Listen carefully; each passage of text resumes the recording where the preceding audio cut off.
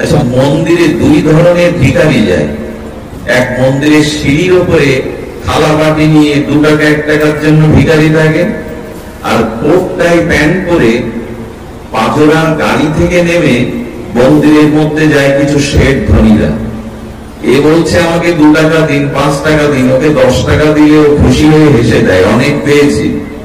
কিন্তু যে coat tie pant পরে রাধা মাধবের মন্দিরে গিয়ে বলছে, প্রভু ওই 10 বিঘে জমির মামলাটা যেন রায় আমার দিকে আসে, প্রভু এই কোটিপতি যেন আরো 1 কোটি যেন আরো 2 কোটিতে যায়, আমার মনে হয় যার চাওয়া বেশি সেই তো বড় ভিখারি। এই 10 টাকা পেলে সন্তুষ্ট হয়, কিন্তু কোটি না পেলে কোট টাই প্যান্ট পরা যার চাওয়া আছে, ক্ষুধা আছে, ইনি বড় ভিখারি। যার যত বেশি চাওয়া সে তত বেশি অভাবী।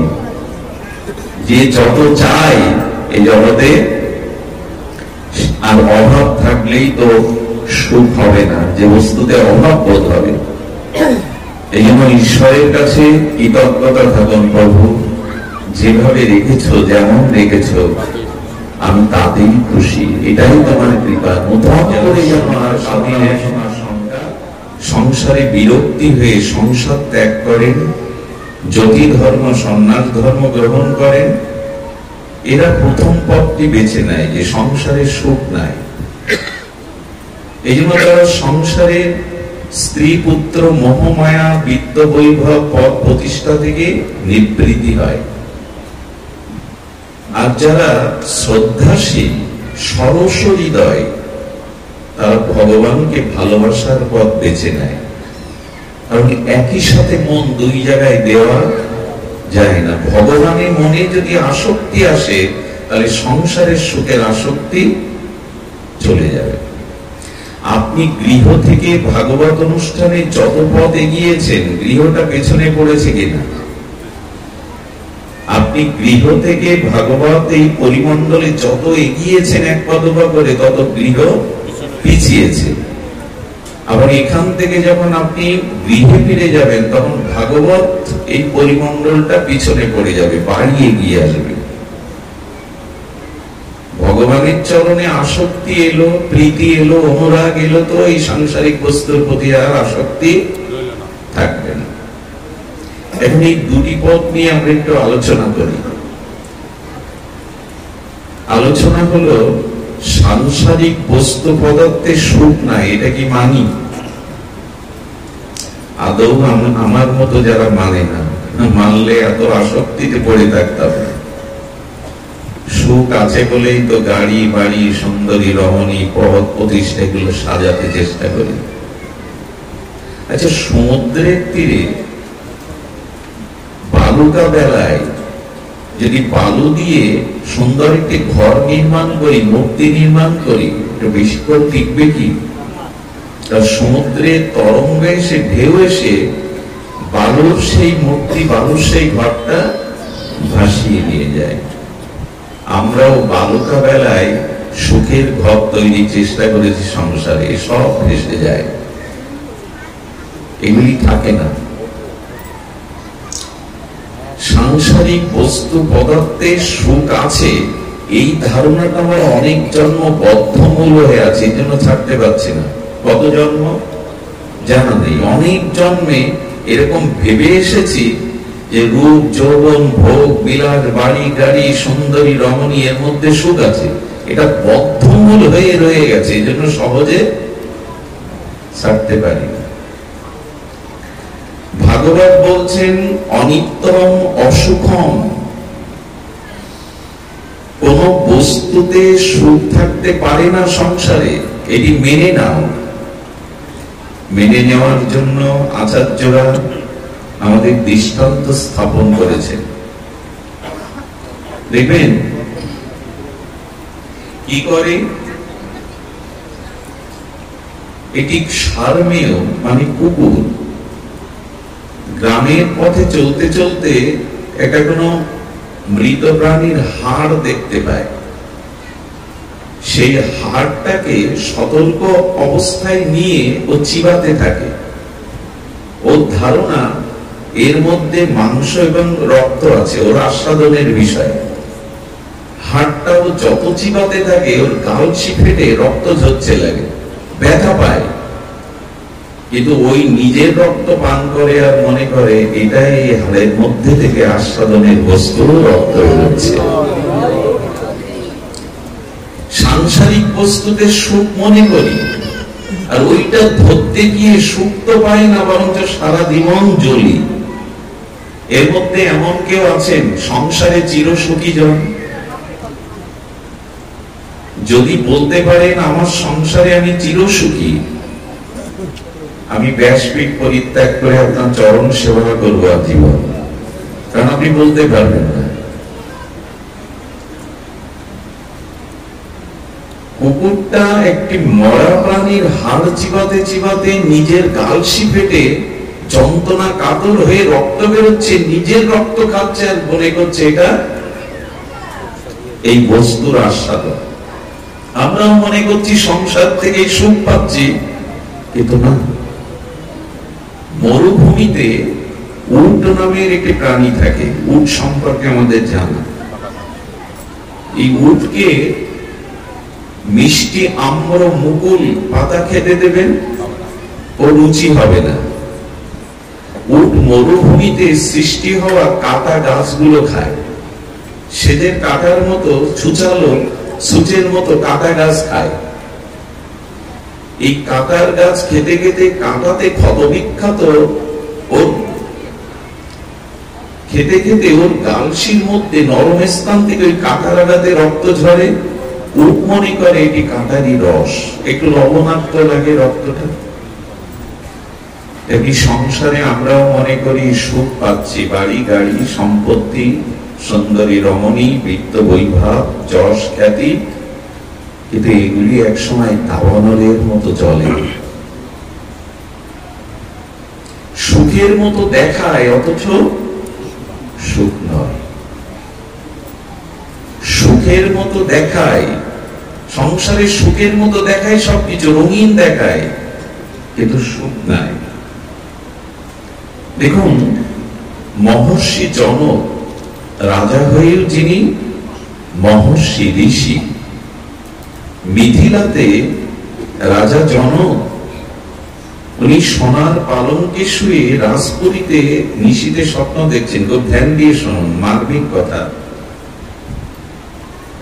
নিশীথে স্বপ্ন দেখছেন যে বহিরা বরং শত্রু এসে তার রাজ্য আক্রমণ করেছে, রাজা জনককে পরাজিত করে তারা রাজ্য দখল নিয়েছে,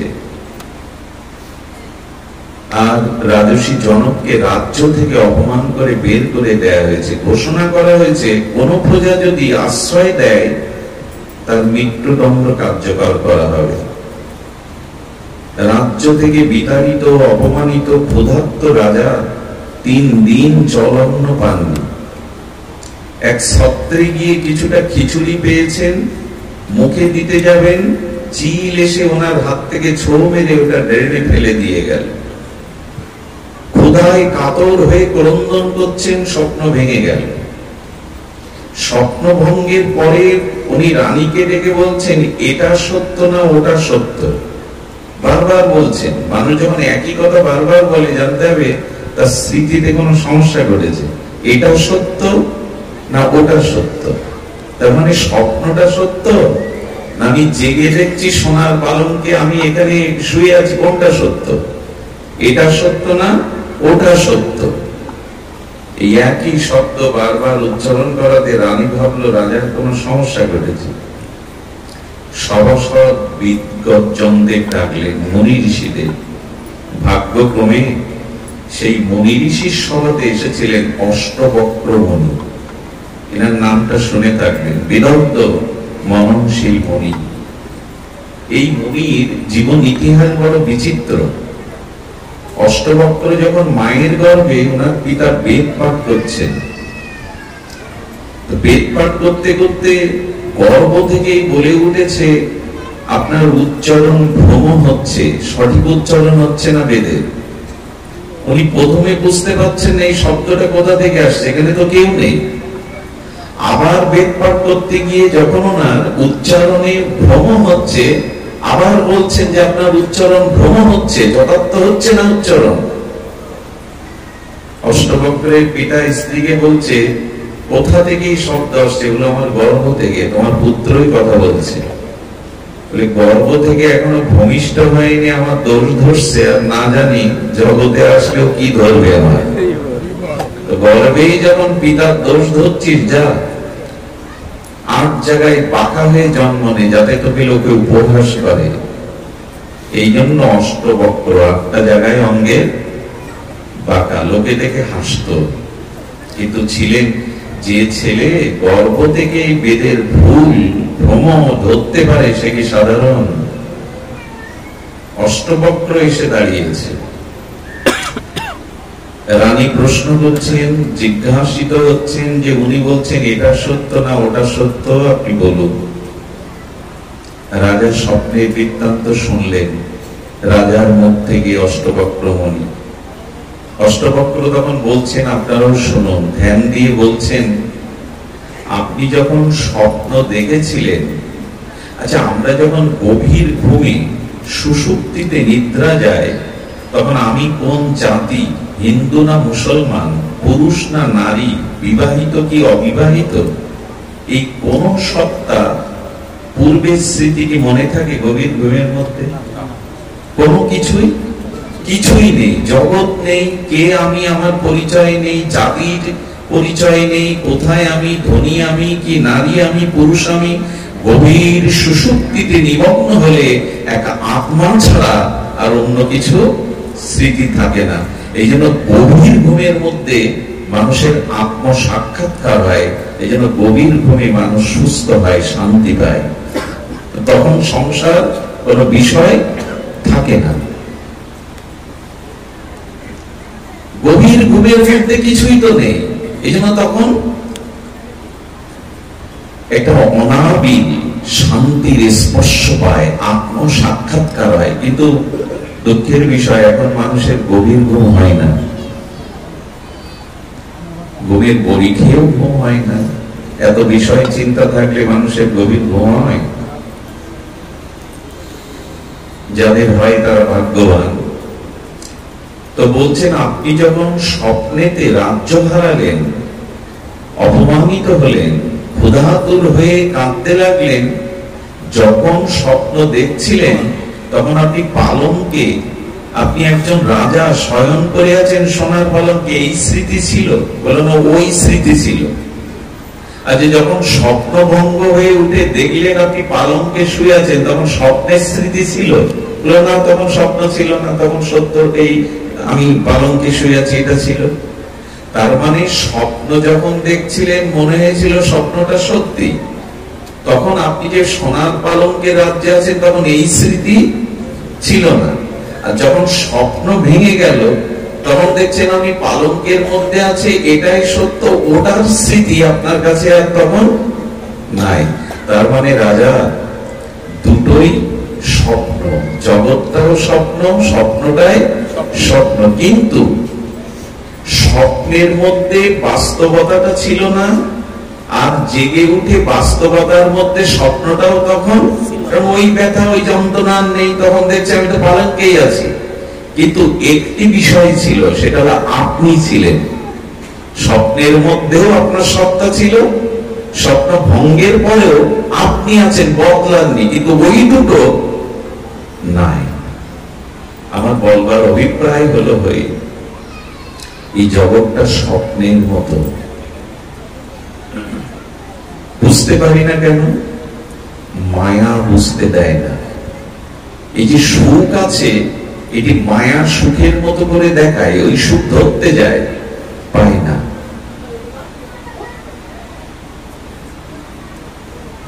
ছায়া সুখ, সংসারের সুখটা হলো ছায়া সুখ। আচ্ছা, আমি একটু করে আপনাদের একটু প্রমাণ দেই। খাদ্যের মধ্যে সুখ আছে। আমরা যে আমাদের আস্বাদ্য এবং আমাদের রুচিকর যে খাদ্যগুলো খায়, খাদ্যের মধ্যে কি সুখ আছে? খুব ধ্যান দিয়ে শুনতে হবে। আমার ক্ষুধা লেগেছে, আমি উপাদেয় খাদ্য সম্ভার সামনে পেলাম, এটা সুখ হয় কিনা? হয়, অবশ্যই হয়। এবং আমি ওই খাদ্য খেয়ে আমার ক্ষুধা নিবৃত্তি হলো। খাদ্যতে সুখ আছে মনে করে ক্ষুধা নিবৃত্তির জন্য খাদ্য গ্রহণ করে ক্ষুধা চলে গেল, একটা স্বস্তি, একটা সুখ পেলাম।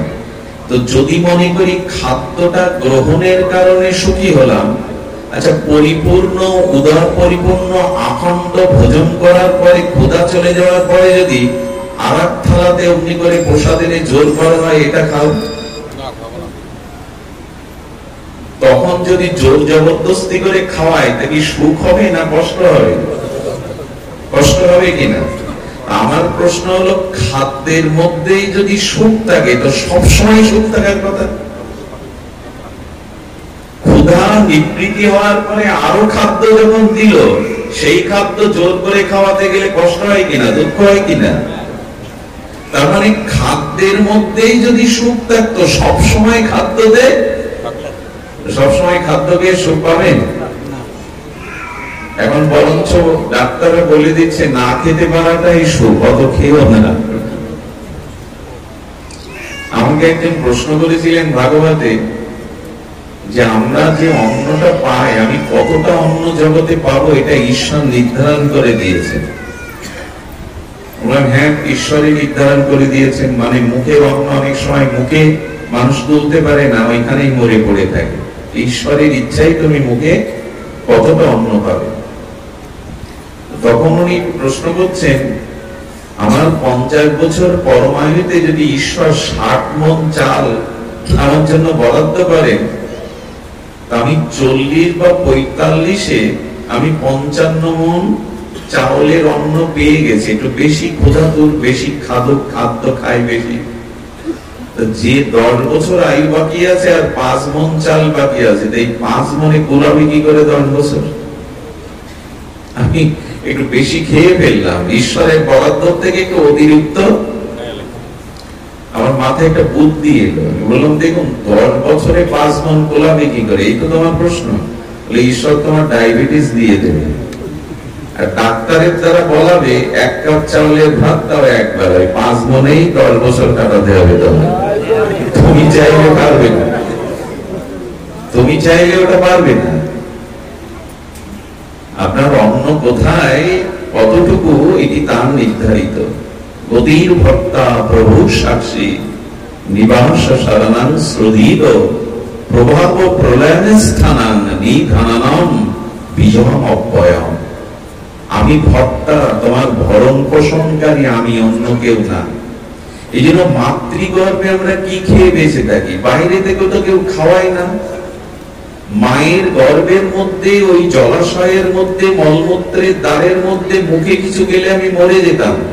মায়ের নাড়ির সাথে আমার নাড়িটা খাদ্য সংযোজন হয়, মুখে কিছু নিতে পারি না আমি। ঈশ্বর এমন করে বাঁচিয়ে রাখেন 10টা মাসের মধ্যে, উনি ভক্তা বলেই পারেন। এই জন্য ভরণ পোষণকারী উনি, আমি কর্তা নই। তো খাদ্যটার মধ্যে সুখ থাকলে 24 ঘন্টা একজন খাদককে খেতে বললে সে খেতে সুখ পাবে না, বরঞ্চ জোর করলে আরো কষ্ট হবে তার। তার মানে খাদ্যে সুখ নাই। সুখটা আসে কোথা থেকে? শুনুন, তার এই ক্ষুধাটা লেগেছিল, এই ক্ষুধাটা লাগে কেন মানুষের? আত্মা আছে তাই। মরা মানুষের ক্ষুধা লাগে তো? মরা মানুষের চুল নোট বাড়ে তো? মরা মানুষ ঘুম থেকে ওঠে তো? এই কিছুই মরা মানুষের মধ্যে থাকে না। আত্মা নেই তো তার কোথায় ঘুম, কোথায় জাগরণ, কোথায় ক্ষুধা? তাহলে আত্মাটা আছে তাই ক্ষুধাটা যাচ্ছে। আর পরমাত্মা রূপী আত্মার পরাবস্থা ভগবান খাদ্যেরও জোগাড় করেছেন। ওই আত্মা আছে তাই ক্ষুধাটা আত্মা থেকে যাচ্ছে। ওই আত্মার ক্ষুধা জাগাতে, আত্মা আছে তাই ক্ষুধা জাগলো। ক্ষুধার কিছুটা অন্ন পেলেন, বস্তু পেলেন, তাতে আত্মার একটু প্রসন্নতা এলো। এই আত্মার প্রসন্নতাটাই হলো সুখ। খাদ্যে সুখ আমি বোঝাতে পারলাম না আপনাদের। আত্মা না থাকলে ওই মানুষের গালে ভালো ভালো মরা মানুষের গালে দিয়ে দিন, পুষ্পন্ন দিয়ে দিন, খেতে পারবে? আত্মাটার সুখটাই খাদ্যের মধ্যে দেখছি, ক্ষুধা চলে গেল তার মধ্যে দেখছি। আসলে একটি সোনার হার স্নান করছিলেন নদীর পাশে রেখে একজন, পাখিটা সোনার হার নিয়ে উড়াল দিল। সোনার মূল্যবান হারটা পাওয়ার জন্য ও ছুটছে, ছুটতে ছুটতে দেখে স্বচ্ছ জলের মধ্যে হারটা পড়ে আছে। হারটা তোলবার দেখতে পাচ্ছে হার, 1 ঘন্টা ধরে চেষ্টা করছে, জল মরে উঠছে, হার পাচ্ছে না।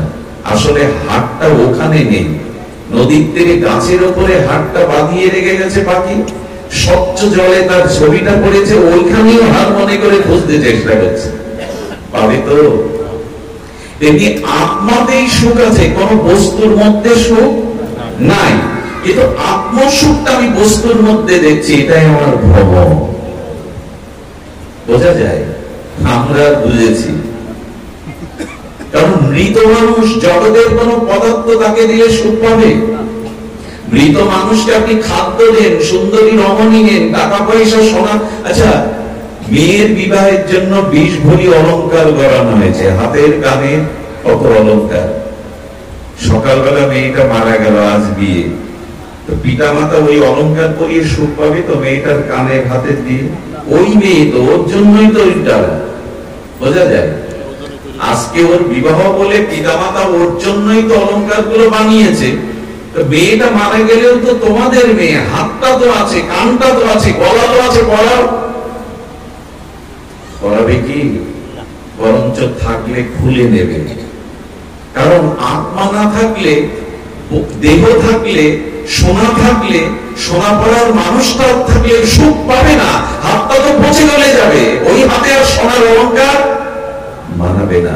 অলংকারে সুখ না আত্মাতে সুখ? ঘুমালে হবে না, তো ধ্যান দিতে হবে। দার্শনিক কথা তো, আত্মাতে সুখ নয় অলংকারে সুখ। আত্মা নেই বিধায় ওকে অলংকার করিয়ে দেখছেন যে অলংকারে সুখ। এর অলংকারটা পরে মনে হচ্ছে বেশ মানিয়েছে আমাকে, আয়নায় বারবার দেখছি। সুখটা আত্মাতে, কোন বস্তুতে নাই। আচ্ছা, আরেকটা দৃষ্টান্ত দিন। চোখে ঘুম আসলে কিন্তু আমার কষ্ট হবে। আমি কাল সারা রাত জেগেছি, 12 ঘন্টা রাতে 1 সেকেন্ড ঘুমাইনি। আমি যদি পারি জাগতে, আপনাদের জাগতে হবে, ঘুমটা এড়িয়ে যান। দ্বিতীয়ত, সুখ আমরা রূপের মধ্যে খুঁজি। বাবা ঘুম আসছে, চোখে জল দিয়ে দিন। জয় শ্রী রাধে। আমি এমন জায়গায় বসেছি, আপনাদের সবাইকে আমি দেখতে পাচ্ছি।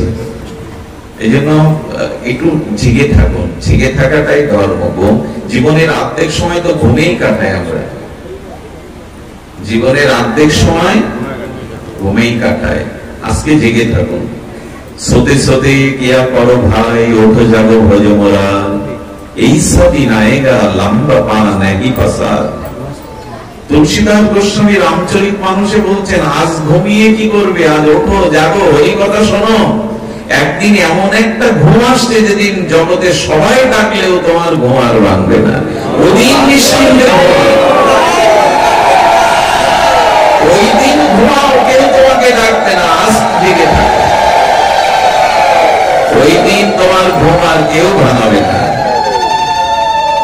আরেকটা জিনিস বলি, হরিকথাতে ঘুম আসা যদি অভ্যাস হয়ে যায় তো বসবেন ঘুমে। অভ্যাস এমন জিনিস, হরিকথাতে জেগে থাকবেন, কারণ মায়া আসে, এসে ঘাড়ে বসে, হরিকথা শুনতে দেবে না বলে। আর রাধারানী চাই তুমি হৃদয়ে আমাকে রেখে হরিকথা শোনো। এবার আসি, রূপের মধ্যে সুখ আছে কিনা। এই রূপ নিয়েই তো জগৎ পাগল, তাই তো? রূপের মধ্যে সুখ আছে কিনা, সৌন্দর্য আছে কিনা, এই সৌন্দর্যের পাগল আমরা। যেমন প্রদীপের শিখার সৌন্দর্য দেখে অন্ধকারের কীটগুলো, পতঙ্গগুলো সুখ পাবে বলে, ওই অগ্নির শিখা রূপজ্যোতিতে সুখ পাবে বলে কীট পতঙ্গ এসে ঝাঁপ দিয়ে পুড়ে মারে। আমরাও রূপের নেশায় একরকম পাগল। সৌন্দর্যটা কি রূপে আছে? শুনুন তাহলে, সৌন্দর্যটা আমরা কল্পনা করি, সৌন্দর্য কোন রূপে নেই। আচ্ছা, ভারতবর্ষে বা আমাদের বাংলাতে যার গাত্রের রং গৌর বরণ পরিষ্কার, তাকে মান্যতা বেশি দেয়া হয়, হয় কি না? যার গায়ের রং পরিষ্কার তাকে সুন্দরী বা সুন্দর রূপে বেশি করে প্রাধান্য দেওয়া হয়। এটা আমাদের আঞ্চলিক একটা রীতি। কিন্তু জানেন, দক্ষিণ আফ্রিকায় যে যত নিগুড় কালো হবে তাকে তত বেশি সুন্দরী বলা হবে। সুন্দরের সংজ্ঞাটা এক এক জায়গায়, এটা কল্পনা মাত্র যে কালো হলেই সে সুন্দরী না, পরিষ্কার হলেই সুন্দরী, এটা আমাদের কল্পনা। রূপে নাই, কালোতে বা পরিষ্কারে সুখ নাই। আচ্ছা, চীন দেশে এক সময়, চায়নাতে, সেই রমণীর বেশি মর্যাদা সুন্দরী বলে অভিহিত করা হতো যে রমণীর পা ছোট, চরণ ছোট ছোট, সেই রমণী চীন বা চায়নাতে তাদের সুন্দরী বলা হতো। তো জন্মের পর মেয়ের পায়ে লোহার জুতো দিয়ে রেখে দিত যাতে পাটা ছোট থাকে। বলুন তো, আমরা সুন্দর করে পারফিউম ইত্যাদি মেখে বিউটি পার্লার থেকে মোটামুটি সাজতে পারলে সুন্দর মনে করি। আর গায়নাতে এমন আছে ওয়েস্ট ইন্ডিজের, যে ওখানে যে যত মুখ কেটে ক্ষত করতে পারে তাকে বেশি সুন্দরীর উপাধি দেওয়া হয়। আসলে এটা কল্পনা। আমাদের রূপে সুন্দর, রূপে সুখ না, এটা কল্পনা। কল্পনা করে নিই আমরা, কল্পনা করে নিই। এই কল্পনাই আমরা মনে, দেখুন সুখটা আপেক্ষিক। এখন যদি কেউ পেছন থেকে আমাকে তাল পাতার পাকার দিয়ে বাতাস দেয়, আমার দেহের একটু সুখ হবে কিনা? গরম আছে। আচ্ছা, আমি একই ব্যক্তি, যদি মাঘ মাসে কঠিন শীতে আমাকে কেউ বাতাস দেয়, একই তো পাতা, একই তো ব্যক্তি, সুখ হবে কি? সুখটা আপেক্ষিক। একটা শুকর পচা নর্দমার ড্রেনের জলে ওখানে সুখ পায়, কিন্তু মানুষ ওখানে সুখ পায় না। একজনের যাতে সুখ হয়, অন্যজনের তাতে আবার। তখন এরকম যদি বলা হতো যে যার গায়ের রং পরিষ্কার তাতেই শুধু সুখ আছে, এমন তো নয়। তার মানে আমরা কল্পনা করে নিয়েছি আমাদের মতো এই সুখ। সুখ আসলে রূপে নাই। আগেই বলছি, এরকম করে যদি ভাবা যায়, তাহলে এই অনিত্য জগতে আমাদের বস্তুর মধ্যে, পদার্থের মধ্যে প্রকৃত সুখ নাই। সুখটা আসে আত্মা থেকে, তার প্রতিচ্ছবিটা পড়ে রূপে, ধনে, অর্থে, বাড়িতে, গাড়িতে। এই জন্য তার মানে আমাদের ওই বুদ্ধিটা এখনো খোলেনি যে প্রকৃত সুখ আছে আত্মাতে, সুখ বস্তুতে নাই। আর এটি জেনেই যারা প্রকৃত এই জীবনে আনন্দ চায়, তারা এই জগতের প্রতি মোহ বা আসক্তি কমিয়ে ফেলে। না, এতে সুখ নাই। সুখ আছে পরমানন্দ স্বরূপ, আত্মস্বরূপ, আত্মাতে। এটা কবে বুঝবো আমরা? এই জন্য জগতের বস্তুর প্রতি আসক্তি কমান। আসক্তি থাকলে কিন্তু ওই জালে আটকে যেতে হবে, বেরোবার কোনো পথ নেই, মুক্তির কোনো পথ নেই। এই জন্য সংসারের বস্তুতে অভিমান, আমার জ্ঞান আঁকড়ে ধরে তার থেকে সুখ পাওয়ার আশা যদি না কমান, দুঃখের হাত থেকে ব্রহ্মাও আপনাকে নিষ্কৃতি দিতে পারবে না। সুখ পায় জগতের সপ্তম আশ্চর্য তাজমহল যে শাহজাহান গড়লেন, ওই তাজমহল গড়ার কারণে তারই পুত্ররা তাকে বন্দি করে কাটালো, বন্দি করে রাখলো, দাসী দিয়ে এক মুঠো করে ভাত ছুড়ে দিত। তাজমহল করেও কি শান্তি পাওয়া যায়? আজ প্রতিটা ঘরের মধ্যে গিয়ে দেখুন আগুন জ্বলছে, দাবাগ্নি জ্বলছে, ভবমহা সংসার দাবানল। বাইরে থেকে ফিটফাট মনে হবে কি যেন স্বর্গ গড়ে তুলেছে, ভেতরে প্রবেশ করে দেখুন যন্ত্রণা, কাতরতা, সেখানে যেন দাবাগ্নির মতো আগুন জ্বলছে। বাইরে সুখের ভান করি বটে, ভেতরে সুখ নাই, কারণ সংসার কোন বস্তুতে সুখ থাকতে পারে না। শুধুজন এই একটা পথ, এর প্রতি প্রবল আসক্তিটা কমিয়ে আনো, তখনই প্রকৃত স্বাভাবিক সুখটা আপনার ভিতরে আসবে। যদি রাজরানী হলে সুখ হতো, যদি সুন্দরী হলে সুখ হতো, যদি রাজপ্রাসাদে থাকলে সুগত, মীরা কেন ভিখারি হয়ে ব্রজের পথে যাবে? মীরাবাই কেন ভিখারিনী হয়ে পথে যাবে?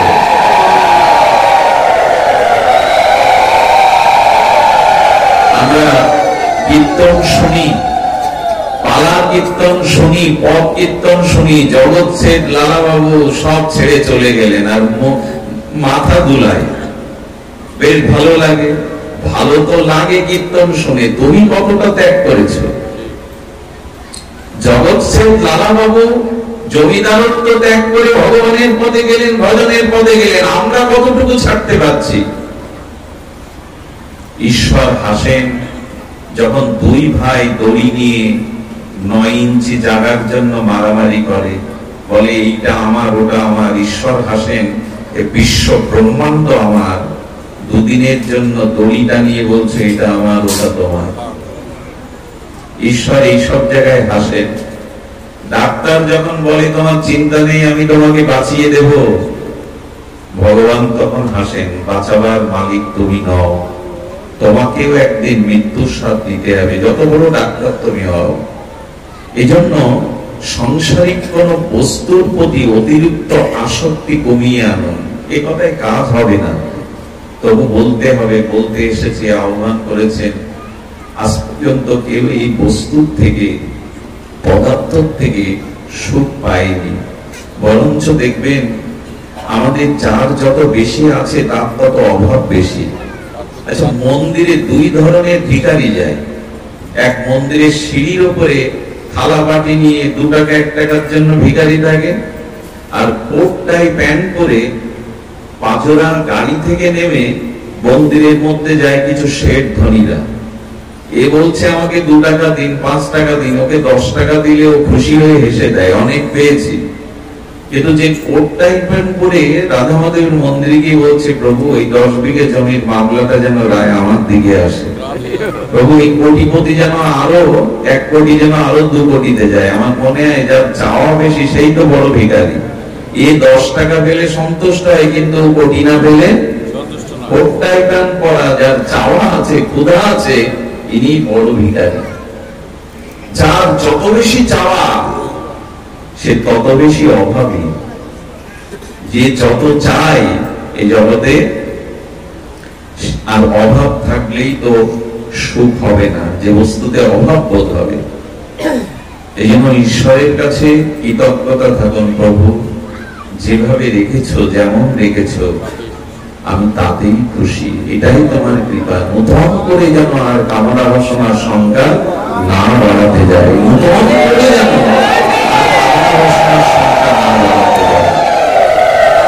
এই হলো একটি পথ। দেখুন এগুলি কেন বলছি একটু ধ্যান দিন। ও বাবা বলতে চাইছেন একবার উলোধ্বনি দিন, 2-3 বার না দিয়ে নিয়ম 3 বার বা 7 বার। এটা ভাগবতে একবার দিতে হয়, কারণ ভাগবত কথাই মঙ্গল ধ্বনি। দেখুন মৃত্যু আমাদের অসম্ভব, মৃত্যু আমাদের অবশ্যম্ভাবী, সন্দেহ আছে কি? মৃত্যু আমাদের মানে এটা সম্ভবপর, এটা হবে না এমন নিষ্কৃতি তো নাই মৃত্যুর হাত থেকে। আমি আপনাদের একটা পাচক কথা বলি, অপূর্ব আস্বাদন হবে। আমাদের কৃষ্ণদ্বৈপায়ন বেদব্যাস ভগবানের জ্ঞান অবতার, যিনি বেদ চতুর্বিভাজন করেছেন, যিনি মহাভারত রচনা করেছেন, উপনিষদ রচনা করেছেন, যিনি ভাগবত রচনা করলেন, সেই কৃষ্ণ দ্বৈপায়ন বেদব্যাস, যিনি ভগবানের জ্ঞান অবতার, ওনার একজন সেবক ছিল। কি ছিল? সেই সেবকের নাম দাস। তো সেই দাস সেবক হঠাৎ একদিন ব্যাসদেবের কাছে প্রশ্ন করছে, গুরুদেব আমার মৃত্যু কবে একটু বলে দিতে পারতেন, আমার মৃত্যু। ব্যাসদেব বললেন, কি বলছেন উনি? মানুষের যে কোনো মুহূর্তে মৃত্যু হতে পারে, আর প্রতিক্ষণেই তো মানুষ তার আয়ু ক্ষয় হচ্ছে, মৃত্যু হচ্ছে। মৃত্যু একদিনে হয় না। একটা মানুষের 50 বছর আয়ু, যদি তার 30 বছর আয়ু বয়স হয়ে থাকে, তবে সে 30 বছরের মৃত আছে, বাকি 20 বছর। মানুষ একদিনে মরে না, প্রতিক্ষণে মরে, একদিনে শেষ হয়। বোঝা গেল? আমার বয়স যদি 50 হয়, আমি যদি বর্তমান 40-এ পড়ে থাকি, আমি 40 বছরেরই মৃত, 10 বছরটা বাকি আছে। অর্থাৎ মৃত্যু প্রতিক্ষণে, প্রতি মুহূর্তেই হচ্ছে। বুঝতে পারি না কেমন জানেন, ইলেকট্রিসিটি পাখাটা যদি খুব দ্রুত ঘোরে, দূর থেকে বোঝা যায় ঘুরছে।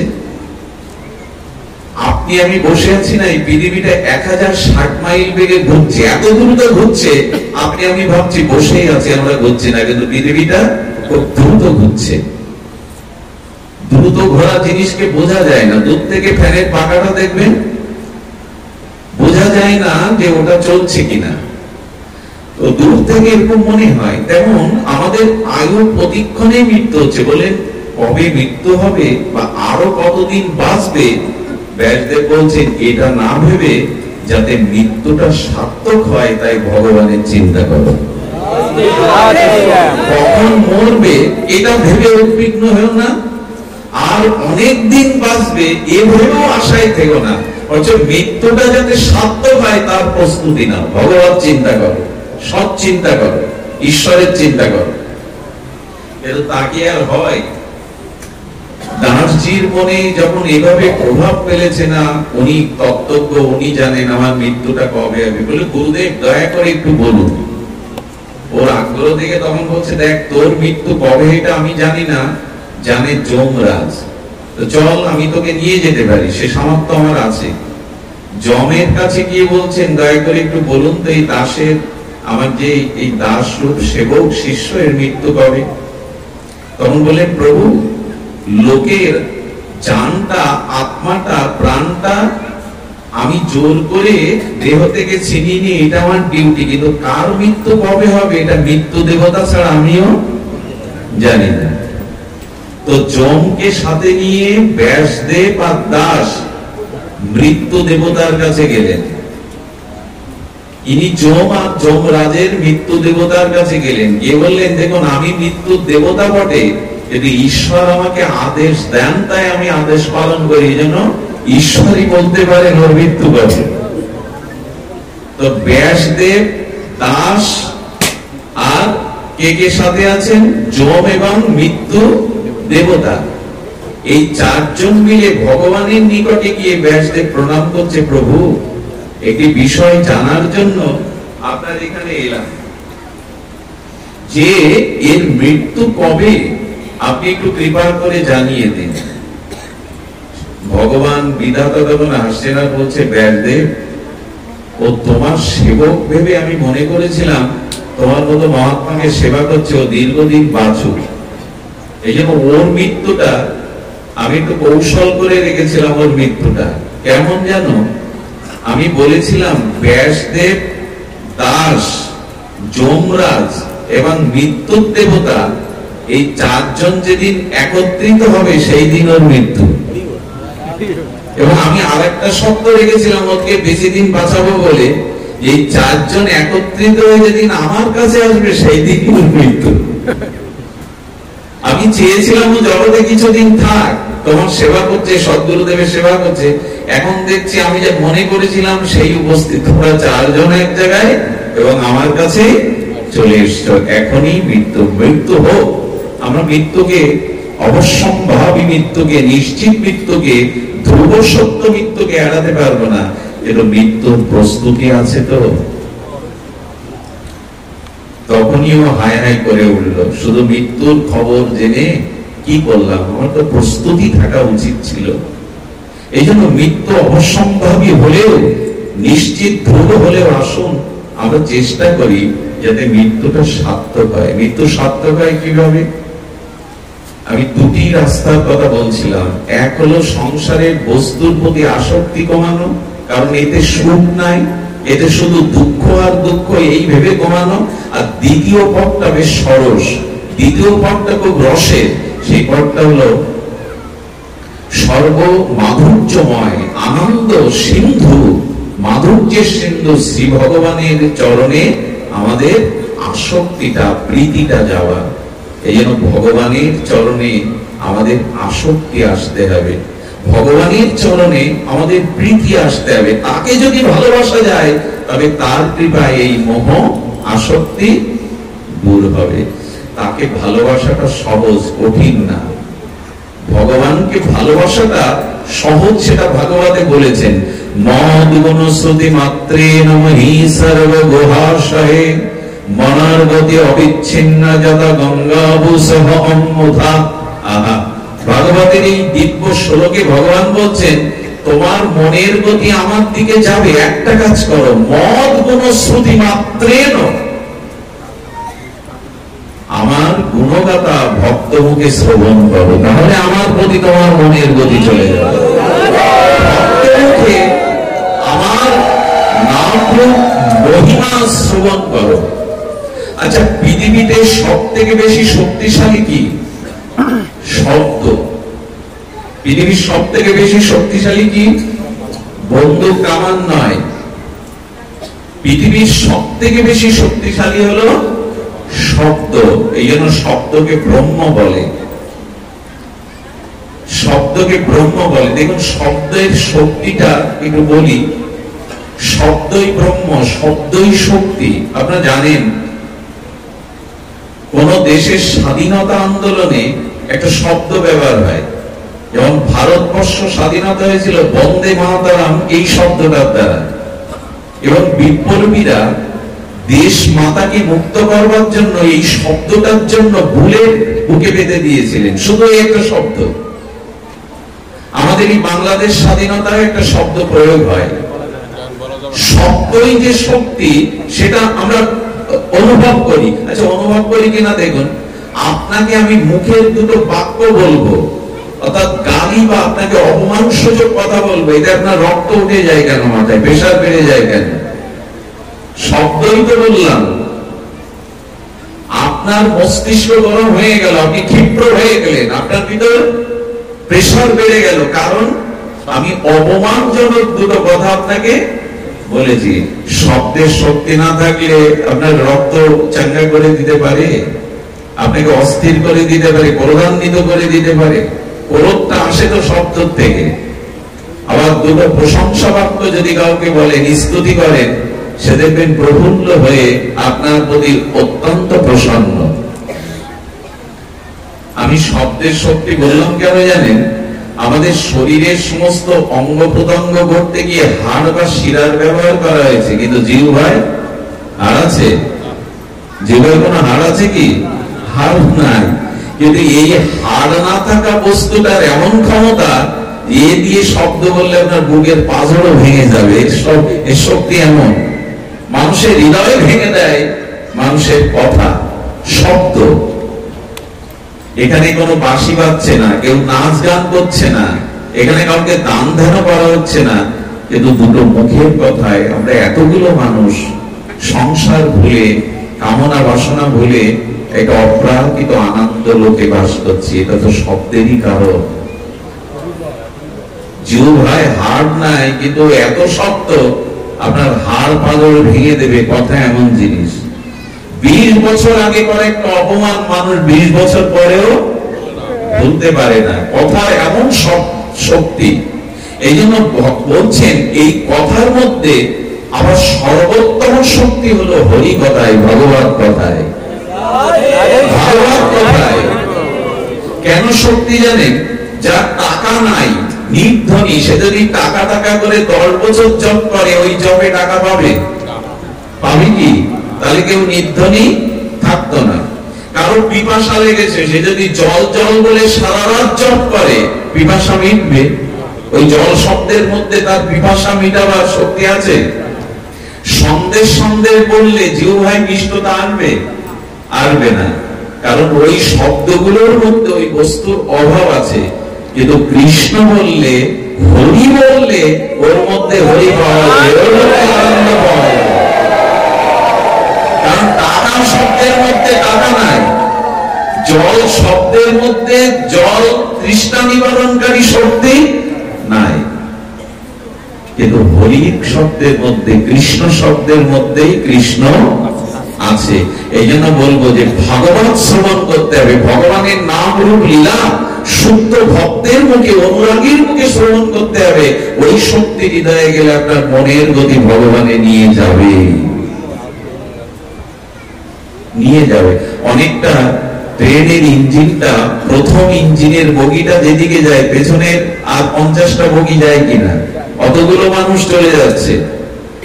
আপনার মনের গতি ভগবানের দিকে যাবেই যাবে যদি ভগবত কথা হরি মত গুণ শ্রুতি মাত্রেন।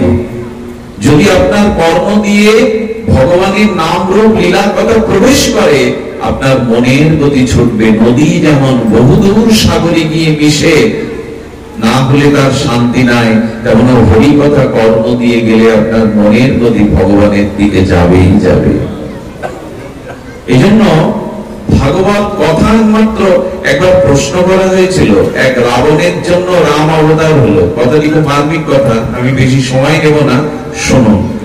রামচন্দ্র এসেছিলেন রাবণ বধের জন্য, কংস, শিশুপাল, জরাসন্ধ এদের বধের জন্য কৃষ্ণ এলো। হিরণ্যকশিপু এলেন, নরসিংহদেব এলেন হিরণ্যকশিপুরকে বধ করার জন্য। আচ্ছা, মহাপ্রভু এলেন জগাই মাধবের উদ্ধারের জন্য। এখন প্রতি ঘরে ঘরে, প্রতি মহল্লাতে রাবণ আছে, কংস আছে, জরাসন্ধ আছে। এখন কোন ভগবান আর বেদের বধ করে সমাজে শান্তি প্রতিষ্ঠা করতে? এই প্রশ্ন জাগে না? গোবিন্দ বলেছেন যে যখন যখন ধর্মের গ্লানি হবে, তখন আমি অবতীর্ণ হয়ে সাধুদের পরিত্রাণ করব। শ্লোকটি সবার মুখস্থ, তাই না? ইয়াদা ইয়াদা হি ধর্মস্য গ্লানি, এটা আমরা বলি। কিন্তু যদি প্রশ্ন করা হয়, এখন কি অধর্ম হচ্ছে না জগতে? এখন কি আসরিক শক্তি বেড়ে যায়নি? এখন কি রাবণ কুম্ভকর্ণ আগে একটা ছিল, এখন তো ঘরে ঘরে তৈরি হয়েছে রাবণ কর্ণ। ভগবান তুমি এখন কোথায় ঘুমাচ্ছ?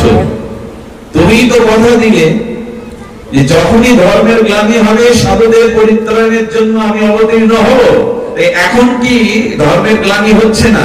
এখন কি সাধুদের প্রতি অত্যাচার হচ্ছে না? এই ওষুধদের বধ করবার জন্য, অধর্মকে নাশ করবার জন্য তুমি কোথায়? ভগবান বললেন, আমি কলিতে অবতার হব, কলির একেবারে শেষে। কলির অবতার কে? কলি। সে কখন আসবে? একেবারে কলি শেষে। এর মধ্যে কলির কোন অবতার নাই। তো যদি তাই হবে, তোমার এই গীতার বাক্য এখন কোথায় প্রতিফলিত হবে? আমরা তো পড়ে আছি এই অবস্থার মধ্যে। গোবিন্দ তখন বললেন, আমি অবতার হব, আর সেই অবতার হব ভাগবত রূপে, জগতে ভাগবতের অক্ষর রূপে, রসব্রহ্ম রূপে আমি অবতার হব। আমি শরীরধারী অবতার রামকৃষ্ণ এদের মতো না হলেও আমি ভাগবত অক্ষর রূপ ব্রহ্ম অবতার হব। এই কি করবো জানো? এই প্যান্ডেলের মধ্যে আমার মতো অনেক আসরিক প্রবৃত্তি মানুষ আছেন, আমার মতো যারা। তো ভগবান বলতেন, আমি এই অক্ষর রূপ শব্দ শক্তি দিয়ে, আমি অক্ষর রূপ ব্রহ্ম হয়ে মানুষের কর্ণ দিয়ে হৃদয়ে গিয়ে তার যে অসুরত্ব পাশবিকতা আছে ওটা নাশ করে আমি সেই আসরিক অশুভ অসুরত্ব শক্তি নাশ করে আমি তাকে প্রকৃত মানুষ করে তুলব। আমি জানি না শ্রীকৃষ্ণ কটা অসুর বধ করেছেন, কিন্তু কৃষ্ণ লীলা ভাগবত শুনে কত অসুর যে মানুষ হয়ে গেছে এই ছোট্ট জীবনে আমি অনেক দেখেছি। কত রাবণ, কত কংস যে মানুষ হয়ে ভগবতের পথে এলো, এটা আমি এই জীবনেই দেখেছি ভাগবত শুনে, ভাগবত শ্রবণ করে। এই জন্য গোবিন্দ এবার শব্দ ব্রহ্মরূপী ভাগবত রূপী অবতীর্ণ হয়েছেন। এই শব্দাবলী হৃদয়ে গেলে মানুষের পশুত্ব চলে যাবে, অসুরত্ব চলে যাবে। দেখুন না, এখানে আমরা একত্রিত বসেছি, এখন আমাদের মধ্যে কোনো বিজাতীয় ভাবনা আসছে না। এর কারণ ভাগবত অক্ষর রূপে আপনার মধ্যে প্রবেশ করছে, শক্তি রূপে। এই জন্য ভগবানের অনন্ত মাধুর্য লীলা কথা শ্রবণের মাধ্যমে আমাদের চিত্ত, আসুরত্ব, পাপবৃত্তি, অপরাধ বৃত্তি গুলো ভগবানই অক্ষর রূপে হৃদয়ে গিয়ে আমাদের হৃদয় পরিচ্ছন্ন করে দেবেন, আসরিক ভাবটাকে নষ্ট করে দেবেন। এই জন্য আপনাদের কাছে অনুরোধ, যেখানে বিশুদ্ধ সাধু সঙ্গে হরিকথা হয় সেই হরি কথা কর্ণ পেতে উৎকর্ণ হয়ে শ্রবণ করুন। এই শ্রবণের মাধ্যমেই আমাদের চিত্ত বৃত্তি সংশোধিত হবে। তবে হরি কথা শ্রবণ করতে হবে চিত্ত দিয়ে, শুধু বুদ্ধি মন কর্ণ না, চিত্তের মধ্যে আমাদের স্বভাব লোকানো থাকে। এই জন্য হরি কথা যতক্ষণ শুনি ততক্ষণ ভালো, এখান থেকে উঠে গিয়ে আর মনে থাকে না। তার কারণ কি? রাবণ বারবার বাণ মেরে রাবণের 10 মাথা ছেদন করছে, কিন্তু কিছুক্ষণ পর মাথা আবার, শুনেছেন না রামায়ণে, যতবার রঘুপতি রামচন্দ্র বাণ ছুটছে ওর মাথা কেটে দিলে মানুষ বাঁচে, কিন্তু রাবণের মাথা আবার। বিভীষণের দিকে তাকিয়ে রাবণ বলছে এই তো রাবণ বধ হবে না, যার মস্তক কেটে দিলে আবার মস্তক সৃষ্টি হয়, আমি তাকে বধ করবো কি করে? বিভীষণ বললেন, প্রভু ওর বাণটা মারতে হবে নাভিতে, নাভিতে বাণ মারলে রাবণ নিহত হবে। তুমি নাভিতেই বাণ নিক্ষেপ করে। একটি সাংকেতিক তত্ত্ব আছে, তত্ত্বটা হলো মানুষের মোহ থাকে নাভিতে। মোহ কোথায় থাকে? আর এই মোহ কেটে দিলেও আবার রাবণের মাথার মতো। এখানে যতক্ষণ শুনি ততক্ষণ ভালো থাকি, আবার সংসারে ফিরে গিয়ে পূর্বের স্বভাব জেগে ওঠে, মোহ আবার যতবার মাথা কাটবে আবার জেগে উঠবে। বিভীষণ বললেন, মানুষের মূল মোহ থাকে চিত্তে, ওই চিত্তকে সংশোধন করতে হবে, ওই চিত্ত মাঝে হরিকথা দিতে হবে। বুদ্ধির দ্বারা, মনের দ্বারা, কানের দ্বারা না, চিত্ত মাঝে। যে কি করে বোঝায় বলুন তো? ওই যে গালা, কাঠের উপরে একটা লাল গালা দিয়ে স্বর্ণকাটা অলংকার করে, আর যখন অলংকারটা তুলে নেয় তখন গালাতে ছাপ থেকে যায়। ওই ছাপটা মুছতে গেলে কি করতে হবে? তেমনি আমাদের অনন্ত জন্মের ভোগ বাসনার ছাপ মনে না, চিত্ত মাঝে আছে, ওইখান থেকেই মোহটা উৎপত্তি হয়।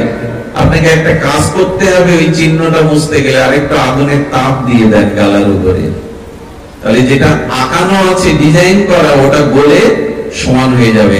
তাই হরি কথা সাধুকে হৃদয়ে দিতে দিতে হৃদয়টা যখন দ্রবীভূত হবে, গলে যাবে, বিগলিত হবে, তখনই পূর্বে স্বভাব নষ্ট হয়ে আপনার মধ্যে প্রেমময় স্বভাব জেগে উঠবে। দাঁড়াতে হবে, হৃদয় বিগলিত করতে হবে। এই জন্য শুনুন, হরি নাম করে হরি কথা শুনে যদি চিত্ত বিগলিত না হয়, জানবেন স্বভাব সংশোধন কিছুটা ভালো লাগবে, কিন্তু সংশোধন হবে না। এই জন্য চিত্তকে বিগলিত করতে হবে। কিভাবে হরিনাম করতে হবে?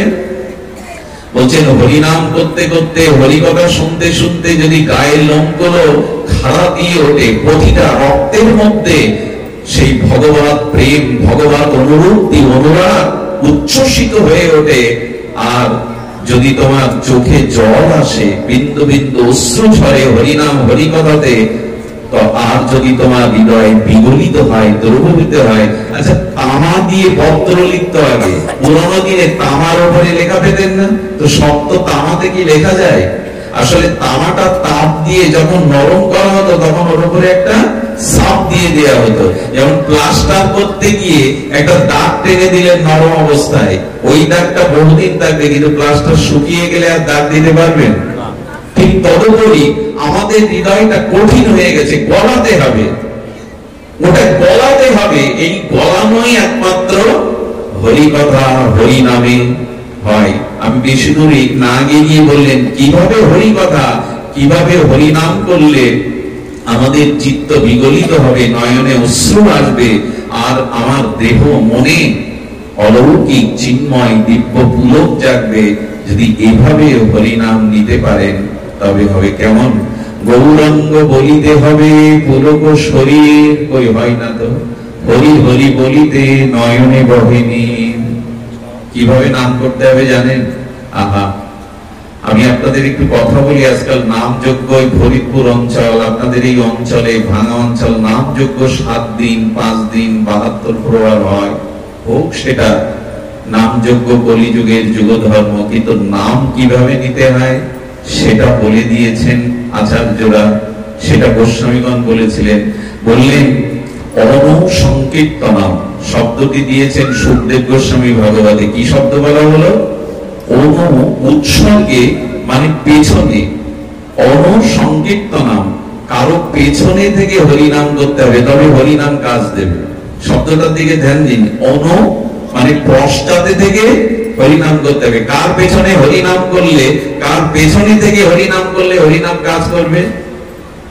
দুঃখের বিষয়, আজকে নাম যজ্ঞগুলোকে নামের স্বরূপকে বিকৃত করা হচ্ছে।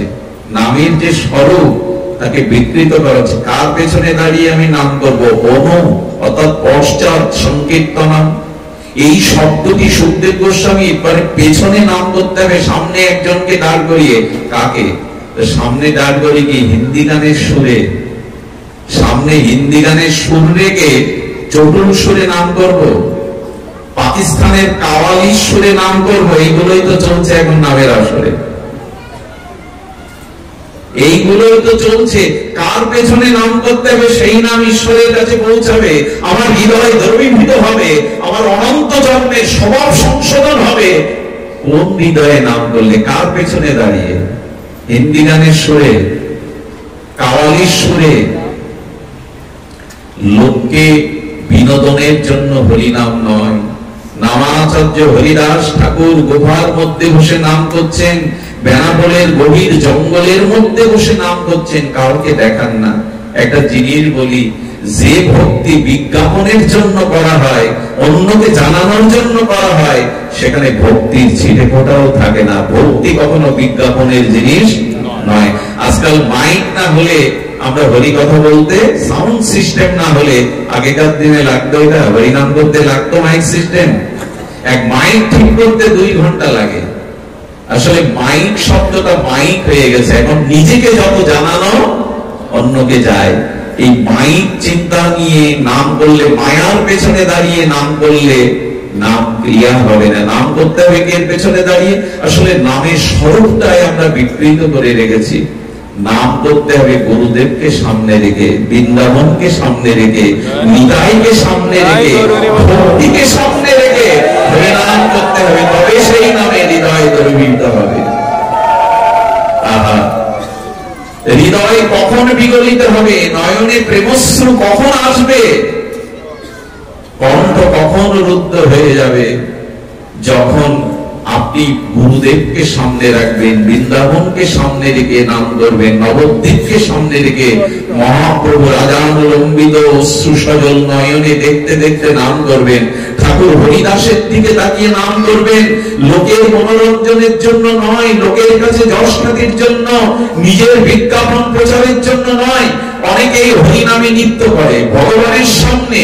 কেউ যদি ভগবানকে আনন্দ দানের জন্য নৃত্য গীত করে, ভগবান তার কাছে বিক্রি হয়ে যায়। কিন্তু আমরাও তো নাচি, ভগবান কেন প্রেম দেন না? বলে নৃত্য করবার সময় লক্ষ্য রাখতে হবে, আমার এই নৃত্য কীর্তনের দ্বারা হরি প্রসন্ন হচ্ছে কিনা। আমরা নৃত্য করি ভগবানকে প্রসন্ন করার জন্য না ক্যামেরার দিকে দৃষ্টি ফেরানোর জন্য? ক্যামেরা আমার দিকে যেই পড়লো আমি নাচতে শুরু করলাম, তার মানে আমার নৃত্যটা যাতে প্রচার হয়ে যায়। কি ভগবানকে আনন্দ দেওয়ার নৃত্য? আমার কথা কি বোঝা যায়? অনেকেই আগে মোবাইল আলাদা সেট করে রাখে নাচের আগে, এটা তুলে নাও, ছেড়ে দাও। এই নৃত্য কি ভগবানকে আনন্দ দেওয়ার জন্য না আপনার প্রচারের জন্য? খবরদার, ভগবানের সম্মুখে তাকে আনন্দ দেওয়ার জন্যই যা কিছু চেষ্টা, নিজের বিজ্ঞাপনের জন্য এটি করা নয়। সুধীবৃন্দ, বলতে বলতে এসেছি যে ভগবানের কথাতে আর হরিনামে, ভগবানের কথাতে হরিনামে নয়নে অশ্রু, হৃদয় বিগলিত হলেই কেবল মোহ যাবে, আমাদের সংসার নাশ হবে, ক্ষয় হবে, আসক্তি ক্ষয় হবে। তবে এমন করে নাম, এমন করে অভিব্যক্তি কজনার হয়। সুধীবৃন্দ, মনে পড়ে সিদ্ধ বাবাজি মহারাজ সারা জীবন তার সেবক তাকে সেবা করেছেন। বাবাজি মহারাজ যখন অপ্রকট হবেন, নাম সিদ্ধ মহাপুরুষ, তখন তার সেবককে ডেকে বলে, কি রে, আমার জন্য ঘর ছেড়েছিস, দেহ সুখ ছেড়েছিস, সারা জীবন সেবা করেছিস, কিছু চেয়ে নে, আমি তো বিদায় নিচ্ছি। শোন, আমি তোকে স্বর্গ দিতে পারি, বৈকুণ্ঠ দিতে পারি, এই আশ্রমের তোর পদ প্রতিষ্ঠা সব দিতে পারি, বল কি চাই? শিষ্যটি সরল হয়ে বললেন, প্রভু, আমি যা চাইবো আপনি তা দেবেন না। বলে সারাটা জীবন আমার জন্য বিলিয়ে দিয়েছিস, আমি দেবো, চেয়ে নে। বলেন আমার মাথায় হাত দিন, আমি যে চাইবো দেবেন। বলে তোর বিশ্বাস এলো না, আমি তোকে দিতে পারি, তোর বিশ্বাস? আচ্ছা ঠিক আছে, আমি কথা দিলাম। অনেকক্ষণ নীরব হয়ে গেছে, চোখ দুটো ছলো ছলো হয়ে গেছে। বলেন তবে দিন। আমি ছোটবেলা থেকে দেখেছি আপনি যখন নিতাই বলেন, গৌর বলেন, তখন আপনার নয়ন দিয়ে প্রেমশ্রু বিগলিত হয়ে আপনার বুক ভেসে যায়। আমাকে ওইটাই দিন, আমি যেন নিতাই বললে, গৌর বললে